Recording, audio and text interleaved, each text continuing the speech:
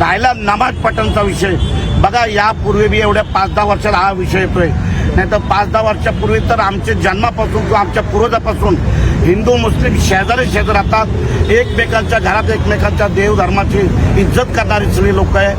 तुम्हाला एक आठवण सांगतो, डॉक्टर बाळासाहेब ठाकरेंचा जर विषय बघितला, एका मुस्लिम समाजात त्यांनी त्यांच्या घरात नमाज पढण्यासाठी चादर दिली होती, चटाई दिली होती.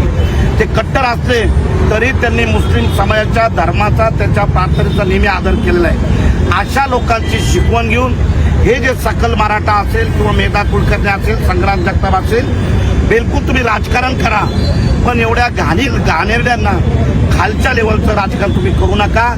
जनता कधी बी भीक घालणार नाहीये आणि जनता कधी तुम्हाला पाठिंबा देणार नाही. चौकडी नायक आणि पतित पावन संघटना हे जे कृत्य करत आहे पुण्यामध्ये, किंवा त्याच्याबद्दल तुम्ही काय सांगणार?